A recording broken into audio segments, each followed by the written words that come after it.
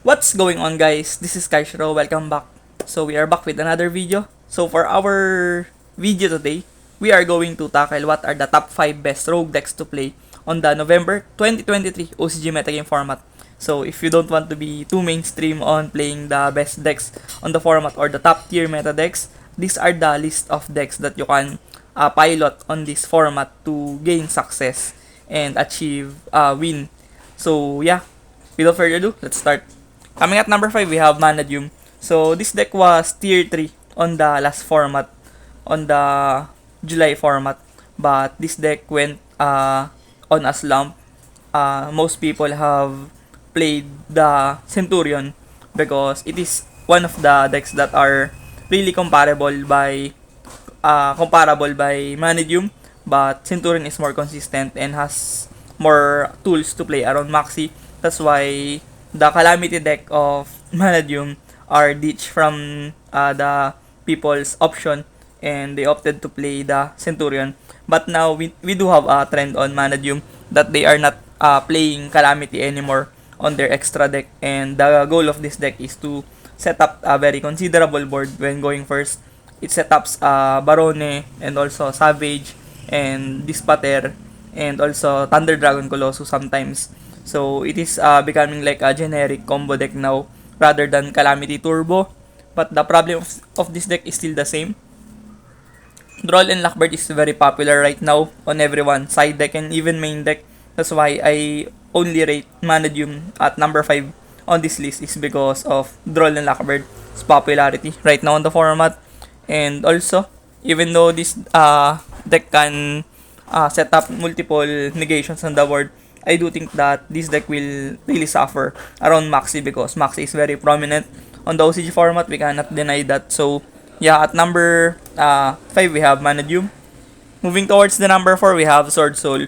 So, right now, Sword Soul has a lot of varieties and options. It has the branded Sword Soul with the branded and high spirits. And also, we have Tenyi Sword Soul.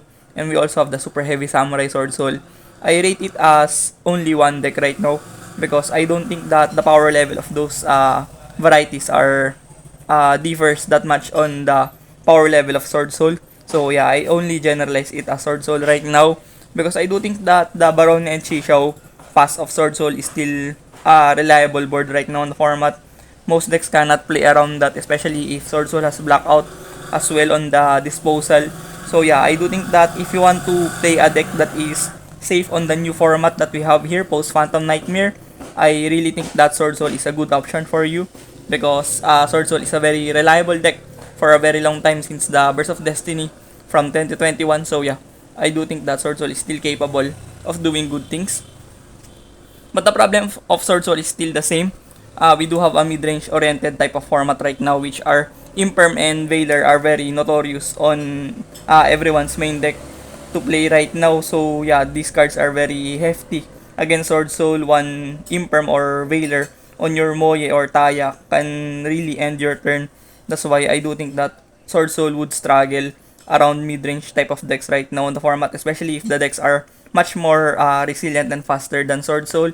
I think that they will be on a very bad and rough spot around those matchups. But yeah, I do think that Sword Soul is still decent right now, even though it has a lot of counters, like the Dimensional Barrier on side deck of many people right now, because many people are still respecting Purely and other synchro decks like Centurion. So yeah, Dimensional Barrier is very notable on side deck as well right now.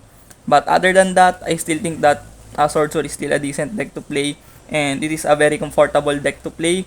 You don't really misplay a lot on this deck because the combos are very linear. The plays are usually the same that ends on the same board as well. So yeah, I do think that it is safe to play Sword Soul right now, and I prioritize safety over than aggressive plays, to be honest, as a player. That's why I always rate Sword Soul as a good deck. So at number 4, we have Sword Soul.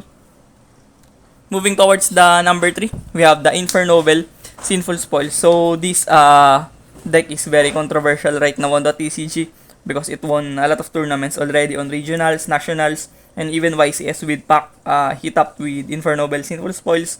So this is a quite revelation on the TCG format right now, and many people on the OCG have adopted that success from the TCG because this deck is very insane. It can create the most oppressive boards right now in the format. It can bring out the IP Masquerena, the Savage, and all of those negation monsters on the board, paired with Sinful Spoils that adds negation on their side of the field.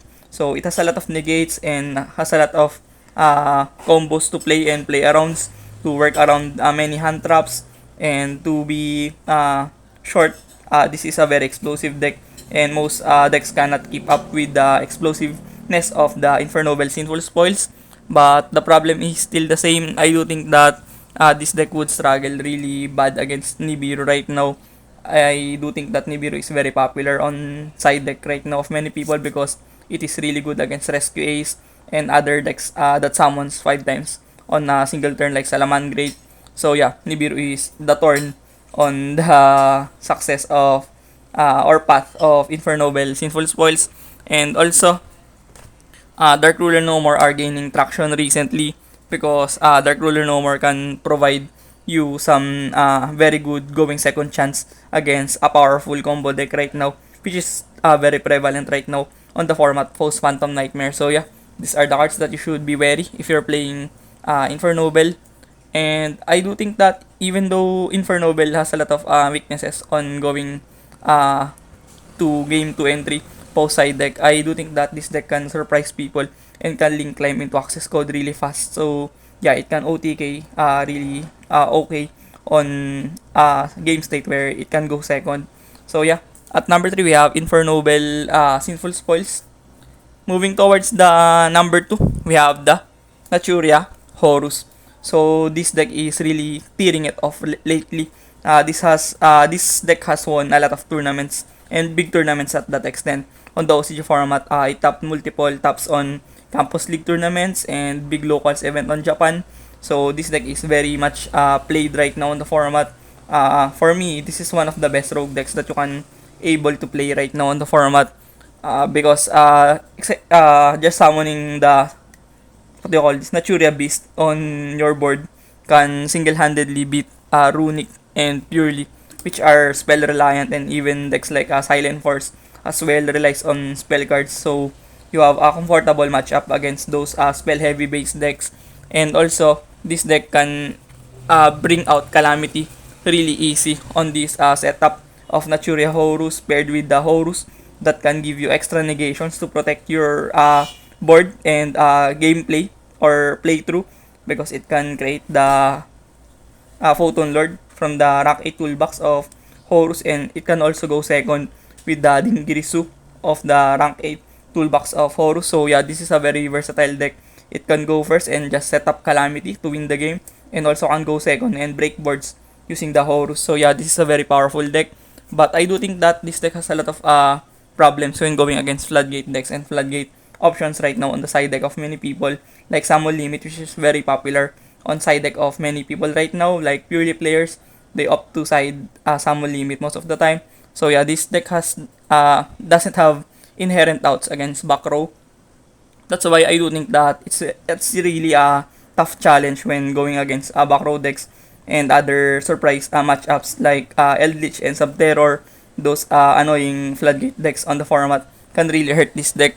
And also board wiping cards can also triple this deck, because most of the time if you cannot set up an Omni Negate on your board like the Photon Lord, you are pretty much prone to other board wiping cards like Evenly Matched. So yeah, at number 2 we have Nuura Horus. Moving towards the number 1, we have Silent Force. So this deck is really in a good spotlight right now on the format, because most people on Japan have already started playing the Silent Force post Phantom Nightmare, and it saw a lot of success on the Japanese tournaments and local tournaments, especially on the recent Japan YCS tournament.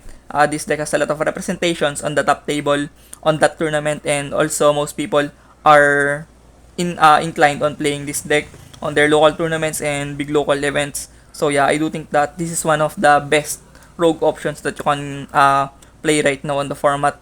But I only rate it as a rogue deck, to be honest, right now, because even though this is a very popular deck on Japan, most countries on Asia haven't really adapted the brilliance of this deck right now. They are still figuring it out on how Silent Force can be a reliable deck for them. And also, the deck build of this deck is still on a, what do you call this, experimental phase, because some deck lists have been playing the Diviner package on the deck, and some are playing the Nadir Servant and Dogmatica Engine on the deck. So you can pretty much tell that this deck is very versatile. You can play the Diviner for more sealing, and you can also play conservatively and play the Dogmatica Engine on this deck. And also, this deck can also go second using the Nadir Servant and the Maximus. You can pitch the NTs and the other cards like Wind Pegasus Ignister using the Nadir Servant to break boards when going second. And also, this deck doesn't really lose against Maxi, because you can play minimal summons and you can also end up on Omni Negate. So yeah, you don't really consume that much resources on playing this deck, and you don't really hardly lose to Maxi. And also, your starters are not Ash Magnets, or you don't really lose against Ash Blossom on this deck. So it's a trait of a good deck if your deck can play around Ash Blossom and as well as Maxi, because these two cards are the most played cards on the main deck of many people on the OCG format, as we all know. So yeah, this deck has a lot of good upsides right now. And also, the generic extra deck of this deck is also a good factor, because you can play this deck in a budget manner, because your extra deck are only generics. We do have the XP Little Knight and the Typhoon. You don't really need expensive extra deck generic cards on your extra deck to be able to pull this off. And also, this deck is very consistent. I do think that this is an improved version of Gishki and also a modern Drytron on the format. Even though you don't really end on barrage of multi Omni Negates on your board, you can pretty much consistently do your thing and set up recognizable and decent board using this deck. So I really rate the Silent Force as the best rogue deck right now to play on the format. I would even rate it as tier 3 meta deck on my books. But yeah, on this video, I would rate this as the best deck on our list. So at number 1, we have Silent Force. So short recap. On number 5, we have Manum. On number 4, we have Sword Soul with varieties of Tenyi and Super Heavy Samurai and Branded. And on third place, we have the Infernal Noble Sinful Spoils. And at number 2, we have the Horus Naturia. And at number 1, we have the new deck from the Phantom Nightmare, the Silent Force. So thank you for watching this video. I hope you do learn something from this video. Hit the subscription button if you're not yet subscribed on my YouTube channel, and hit the notification bell if you want to get more updated on my future contents. So see you on the next one. Peace. Fighting ways to get away, to see you again, see you again.